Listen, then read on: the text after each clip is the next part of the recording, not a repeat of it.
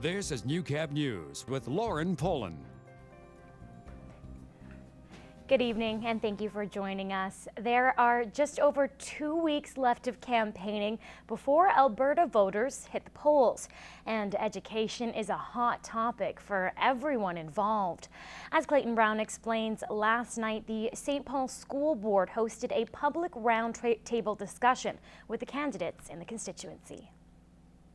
Parents, teachers, and even some students were on hand at the forum to have their concerns addressed by each of the candidates. For us to discuss the topic of education just alone, they can share what they feel and what they want it as what is important and what is needed for our schools and for our children, and as an educator myself, what we need. It also gives each candidate the opportunity to show the public their platform and the direction they'll take with education. What our party is committed to is making sure that money goes to the front lines, to directly to the teachers' assistants, support staff, rather than through this massive bureaucracy that we see there in Edmonton. My platform is that teachers and students are not commodities to be bought and sold. You know, you start talking about widespread privatization, you start talking about widespread segregation, stuff like that, it scares me. Our party believes that it's necessary to spend money in infrastructure. It's necessary to have the schools that we do, especially in rural Alberta. We cannot decrease infrastructure spending because rural Alberta is going to suffer. The discussion wasn't as well attended as the candidates would have liked, but they said the variety of representation from the different levels of the education system was encouraging. I think we all need to have an impact and influence on education. I think it's exceptionally positive, and you know, some of the best discussions were with the parents and the kids themselves. These people that have come here tonight, they want to be educated, and that's refreshing to see. In St. Paul, Clayton Brown, Newcap News. The town of Marshall, Saskatchewan is crying foul over the 2011 census data.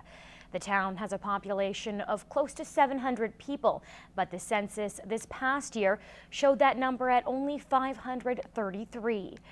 Marshall is now appealing the census, as they say not everyone received a form to fill out and to be returned in order to be counted.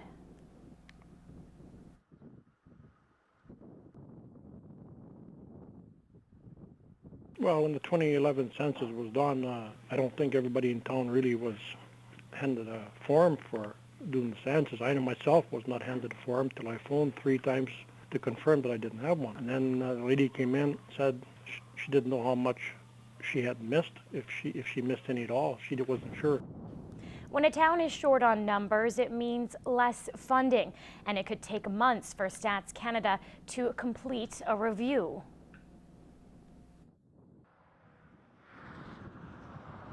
We're going to be missing out on revenue sharing. Last year we got $122,000, and this year is only $108,000, so we're $14,000 short, which is kind of devastating for a community of our size. If you live in Marshall and didn't receive a census form, you're urged to contact the town hall to make sure you're accounted for.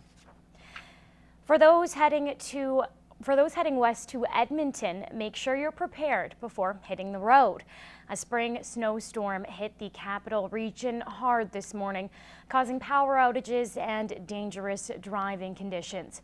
The wet snow snapped tree branches and brought down power lines. Conditions didn't improve this afternoon, but the damage was already done, with the city seeing upwards of 25 centimeters of snow.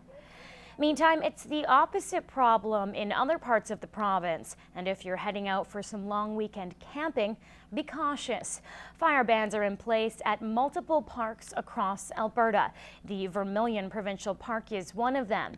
To find out which parks are affected by the ban, visit the Alberta Parks website at that address right there on your screen. Synergy is celebrating a successful 2011, giving just over $3 million back to its members, but it admits there are still challenges for the credit union. Breaking $1 billion in assets. Today, this is a major accomplishment and a demonstration of trust that very few organizations achieve. Synergy Credit Union is touting a successful 2011 along with some significant developments for 2012. One of the biggest, breaking ground on a new building in the border city by the end of the year. Sort of right in the heart of Lloydminster, right against the Alberta border, and with traffic all around. It'll be 4 stories high and people will be able to see it and find it easily. Also high on the list of priorities, giving members more online resources. We realize that moving to more mobile ways of conducting our business for much of the basic business transactions that people do on a day-to-day basis is really where our focus needs to be. But despite positive projections for the year, a sluggish national economy and low interest rates are some of the side effects Synergy has to deal with. But here in Saskatchewan, a booming economy means good news for business. The 3 drivers that I see is food, fuel, and fertilizer, the 3 Fs. According to one local analyst, now is the best time to be in Saskatchewan.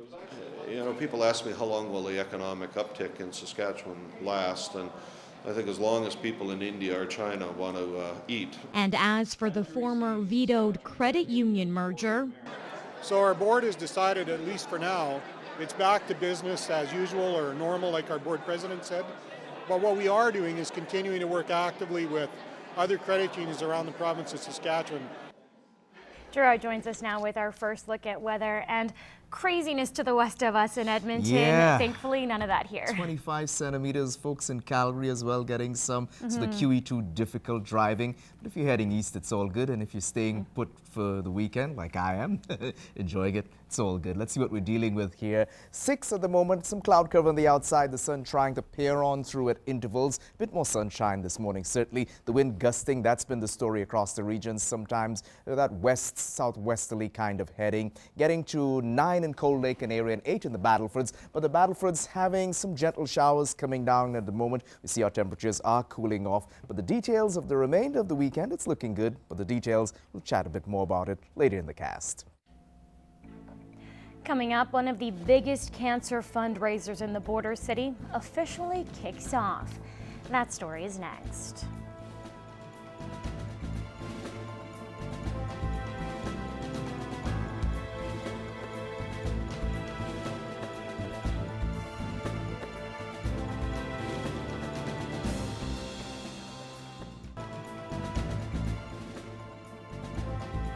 With Easter in just a few days, an early party had young kids and seniors in good spirits at the Point West Living Center. Everyone was all smiles during the event, which featured crafts, an egg hunt, and 3 special guest visitors. The event we're hosting today is an early Easter egg party with the seniors and the play school, 2 play schools, and kindergarten class. I just thought it was a very good way to interact with all the kids and keep them, you know, happy. For seniors, it's a way to spend time with the future generation while reminiscing about the past. They love it. Like today is maybe a little more hectic because there's 80 kids here. But usually, the most part, they love it. They love the kids coming. They really enjoy it. Oh, it brings back memories. More than 80 kids were able to spend time with the seniors at the home, hunt for Easter eggs, and catch a glimpse of the Easter Bunny. Well, grade 10 students at Lloyd Comp are developing their skills in still life. In this week's arts and entertainment feature, Gerard Lampow gives us a closer look. So right now I'm trying to draw the vase there. Still Life Perspectives presents these students with live scenes from which they must estimate distances and transfer the subject to paper. You just kind of want to try and squint and find your center points and such. Both of them have their challenges. Black and white, you have to put a lot more detail into it, whereas color you don't.